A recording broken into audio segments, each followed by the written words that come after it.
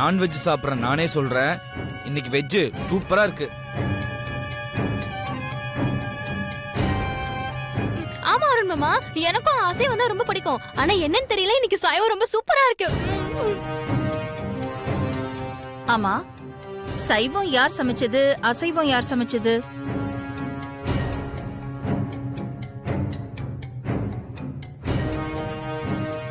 ஐஸ்வர்யா முகத்தில் இருக்க சந்தோஷத்தையும் மித்ரா முகத்தில் இருக்கிற வருத்தத்தையும் பார்த்தா வெஜ் ஐஸ்வர்யாவும் நான்வெஜ் மித்ரா தான் சமைச்சிருப்பான்னு நினைக்கிறேன்.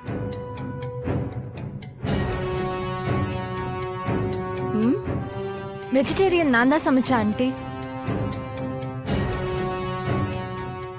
நான் அசைவம் சமைச்சேன் ஆண்டி.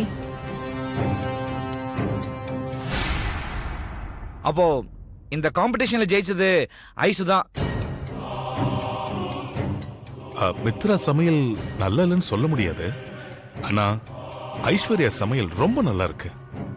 சைவத்தோட அசைவத்தை கம்பேர் பண்ணி பாக்குறப்போ இன்னும் கொஞ்சம் பெட்டரா மித்ரா சமையல் பண்ணிருக்கலான்னு தோணுது.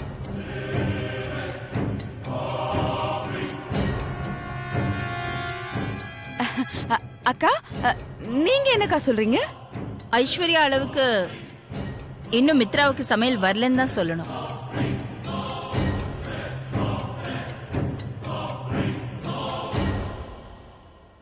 மித்ரா இன்னும் கொஞ்சம் கத்துக்கணும்.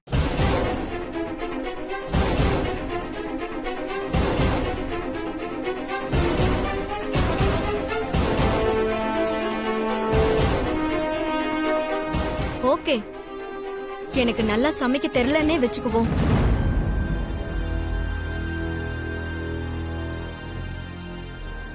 சமைக்க தெரியாதது ஒரு பெரிய குறையா எனக்கு ஒண்ணும் தெரியல. ஆதி கடவுர் குடும்பத்துல மூத்த மருமகளுக்கு சமைக்க தெரியணும்னு ஒண்ணும் அவசியம் இல்ல.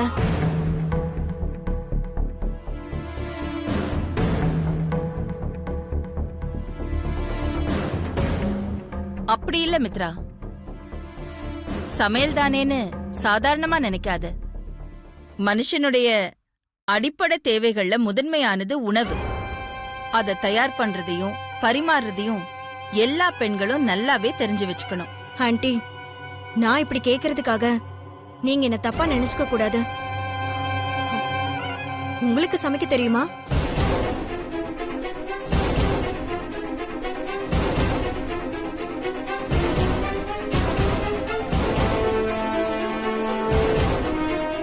உங்களுக்கு சமைக்க தெரியாதுல்ல ஆண்டி? அதே மாதிரி நானும் சமைக்க தெரியாதவளா இருந்துட்டு போறேன். எனக்கு சமைக்க தெரியாதுன்னு உனக்கு யார் சொன்னது?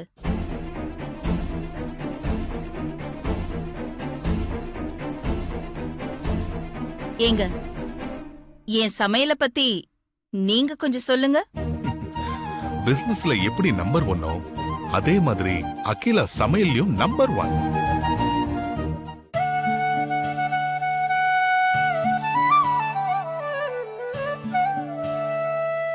நலபாகுன்னு சொல்லுவாங்களே, அது அகிலாவோட சமையல்ல அப்படியே இருக்கும். சைவம்னாலும் சரி அசைவம்னாலும் சரி அகிலாவை அடிச்சுக்க முடியவே முடியாது. அவசரத்துக்கு சிம்பிளா ஒரு தொக்கோ துவையலோ பண்ணா கூட அது அவ்வளவு ருசியா இருக்கும்.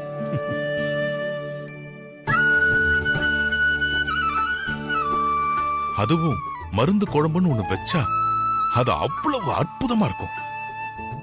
ஒரு வாரம் வச்சிருந்து 3 வேளையும் அதை அப்படியே சாப்பிடுவாங்க.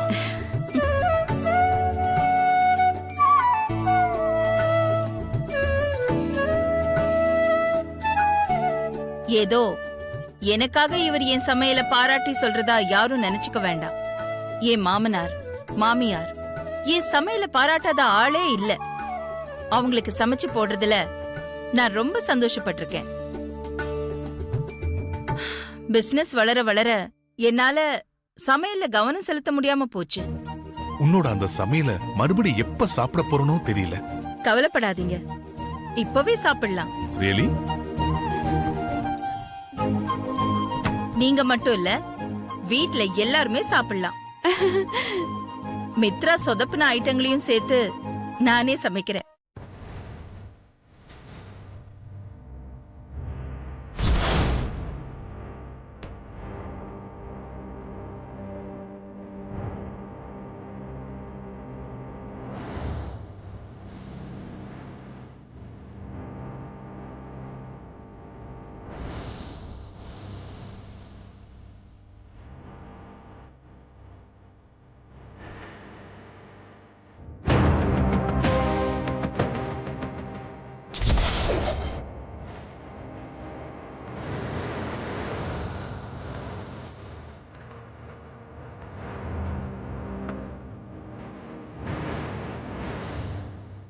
அம்மா என்னம்மா இது நாங்கெல்லாம் இருக்கும்போது நீங்க எதுக்குமா கிச்சனுக்குலாம் வந்துகிட்ட நீங்க சொல்லுங்கம்மா நாங்களே செய்யறோம்.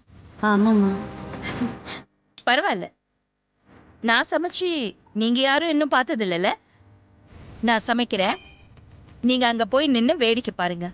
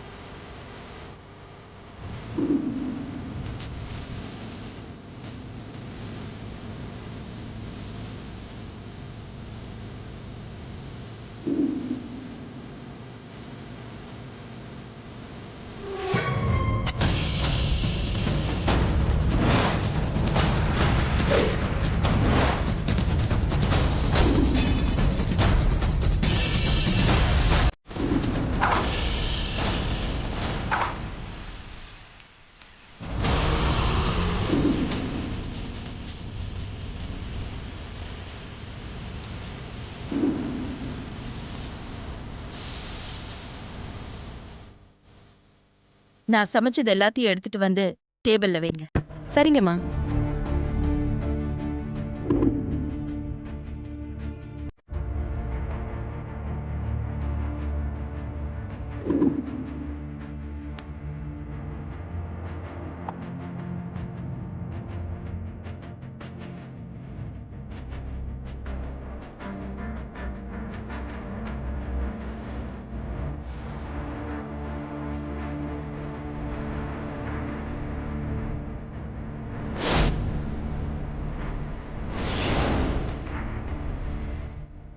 எல்லாரும் உட்கார்ந்து என் சமையலை சாப்பிட்டு பார்த்துட்டு எப்படி இருக்குன்னு சொல்லுங்க.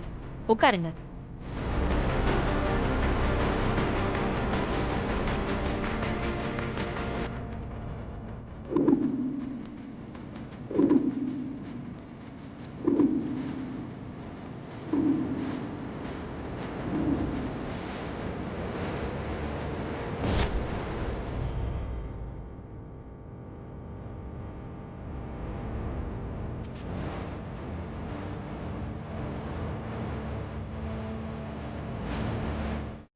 என்ன பாக்குறீங்க?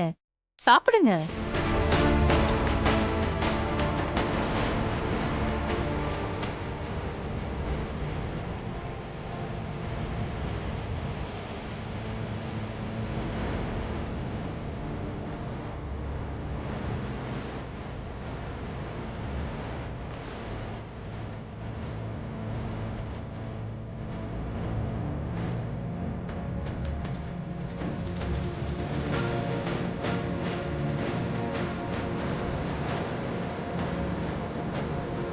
பார்வதி, பட்டம்மா, நீங்களும் சாப்பிடுங்க. மத்தவங்களுக்கும் போட்டு கொடுங்க. நான் சமைச்சது எப்படி இருக்குன்னு சாப்பிட்டுட்டு சொல்லுங்க. சரிங்கம்மா.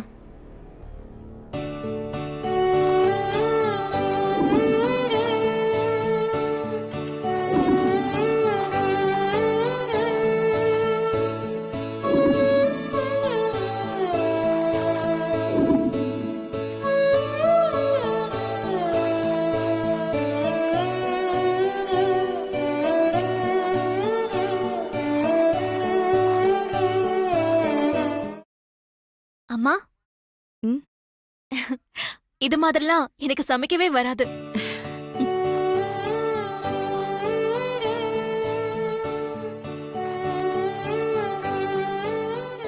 மித்ரா, சமையல் தெரியாதது ஒரு குறையே இல்ல. ஆனா அத கத்துக்க தேவையில்லைன்னு நினைக்கிற பாரு, அதான் பெரிய குறை.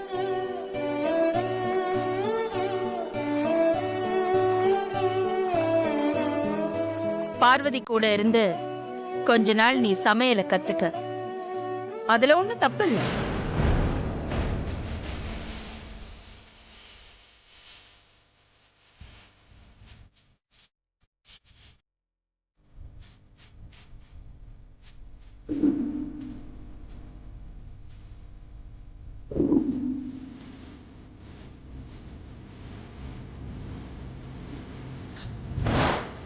பார்வதி கூட இருந்து கொஞ்ச நாள் நீ சமையலை கத்துக்க. அதுல ஒண்ணும் தப்பு இல்ல.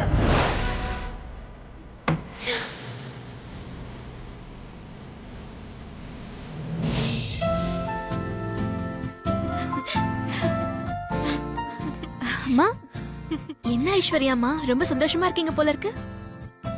என் லைஃப்ல இது வரைக்கும் நான் இவ்ளோ சந்தோஷமா இருந்ததே இல்ல பார்வதி. இன்னைக்கு நான் இவ்ளோ சந்தோஷமா இருக்கேன்னா அதுக்கு காரணம் நீ. நீங்க என்ன இப்படி பாராட்டுற அளவுக்கு நான் அப்படி ஒண்ணும் உங்களுக்கு செய்யலையேம்மா. அப்படி இல்ல பார்வதி. மித்ராவால நான் அவமானப்பட்டு நிக்கும்போது பதிலுக்கு மித்ராவை அவமானப்படுத்த சமையலை கையில எடுக்க சொல்லி எனக்கு ஐடியா கொடுத்ததே நீதான். ஐடியா கொடுத்தது மட்டும் இல்லாம ஓரளவு சமையல் தெரிஞ்ச எனக்கு நீ உதவி செஞ்சு அகிலா ஆண்டியும் மத்தவங்களும் என் சமையலை பாராட்டும்படி செஞ்சிருக்க. என்ன அவமானப்படுத்தின மித்ராவை இன்னைக்கு எல்லார் முன்னாடியும் தலை குனிய வச்சுட்ட. உனக்கு நான் எப்படி நன்றி சொல்றதுனே தெரியல பார்வதி. இந்த வீட்டோட இளைய மருமக நீங்க.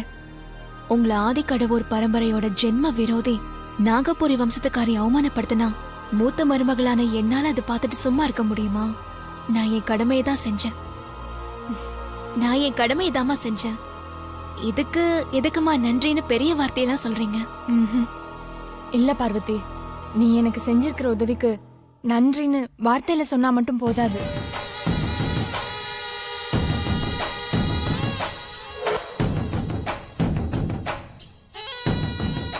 இந்தா, இத நீ போட்டுக்கோ. ஐயோ, இதெல்லாம் ஒண்ணு வேண்டாமா. நான் அன்போடு கொடுக்கறேன். நீ வேண்டான்னு சொன்னா என் அன்பையே வேண்டான்னு சொல்ற மாதிரி பார்வதி. ஐயோ ஐஸ்வர்யாமா, அப்படியெல்லாம் இல்ல. உங்க அன்பு எப்பவும் எனக்கு வேணும். கொடுங்க.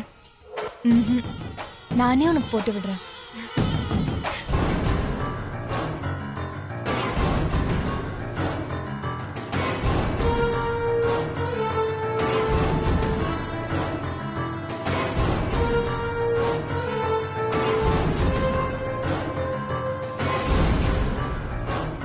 பார்வதியும் ஐஸ்வர்யா அக்காவும் ஒண்ணு கூடிட்டாங்களே. என் கையை விட உன் கைக்கு தான் பார்வதி இந்த வளையல் அழகா இருக்கு.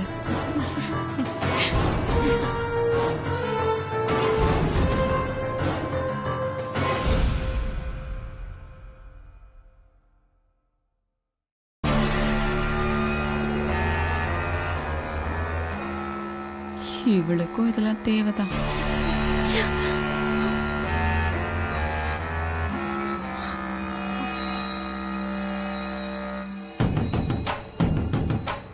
சரி விடு மித்ரா, ஏன் டென்ஷன் ஆயிட்டு இருக்க? ரிலாக்ஸா இரு. முடியல ஆண்டி. ஆஃப்டர் ஆல் அந்த சமையல்காரி கிட்ட அந்த அகிலாண்டீஸ்வரிக்கு என்ன சமையல் கத்துக்க சொன்னது எனக்கு எவ்வளவு அவமானமா இருக்கு தெரியுமா? அட விடு மித்ரா, இப்ப அகிலா சொல்லிட்டாங்கிறதுக்காக நீ என்ன அந்த சமையல்காரி கிட்ட போய் அசிஸ்டண்டா சேர்ந்து வேலை கத்துக்க போறியா? இல்ல அந்த அகிலாண்டீஸ்வரி தான் பெரிய ஆண்டவனா? அவ சொல்ற பேச்செல்லாம் தட்டாம அப்படியே கேக்குறதுக்கு அவ சொன்னான்னா இந்த காதுல வாங்கி அந்த காதுல விட்டுட்டு போவியா?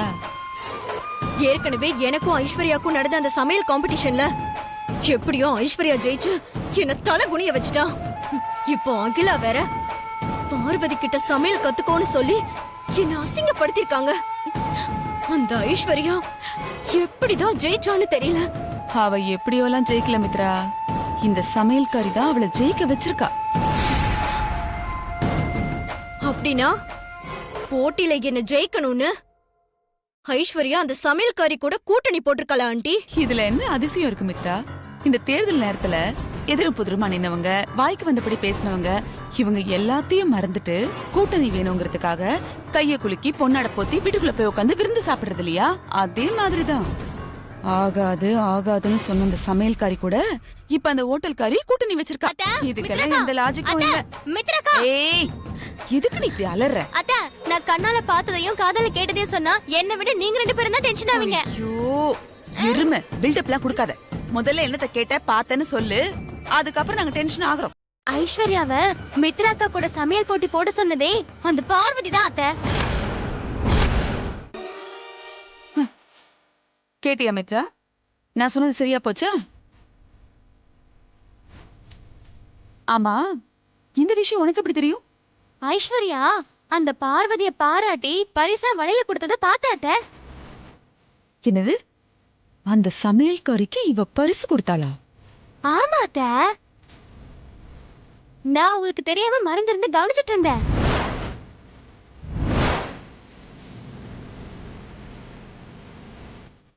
இந்த ஐஸ்வர்யா எப்படி திடீர்னு சமையல்காரி கூட கூட்டணி வச்சா? மித்ரா, அது ஒன்றும் பெரிய ரகசியம் இல்ல.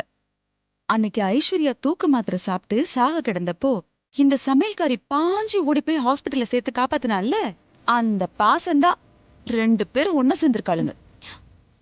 ஏற்கனவே அந்த அருண் அந்த சமையல்காரிக்கு தான் சப்போர்ட் பண்ணுவான். இப்போ அவன் பொண்டாட்டியும் அவ பக்கம் சாஞ்சிட்டாளா? அவ சாஞ்சிருக்க மாட்டா, இவ சாச்சிட்டா. நான் தான் சொல்லிருக்கேன்ல, அவ ஜாதகம் அப்படின்னு. இனிமேதான் நம்ம இதுங்க எல்லாத்துக்கிட்டையும் ரொம்ப ஜாக்கிரதையா இருக்கணும் மித்ரா. ஆமா ஆண்டி, நீங்க சொல்றது கரெக்ட் தான்.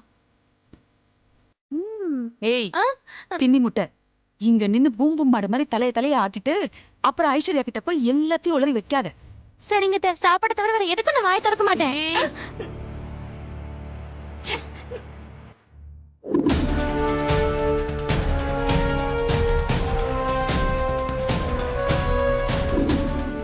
எல்லாரும் சேர்ந்து கூட்டணி அடி வைக்கிறீங்க. உங்க மொத்த பேரையும் இந்த வீட்டை விட்டு நான் துரத்தல. என் பேர் வனஜா இல்லடி.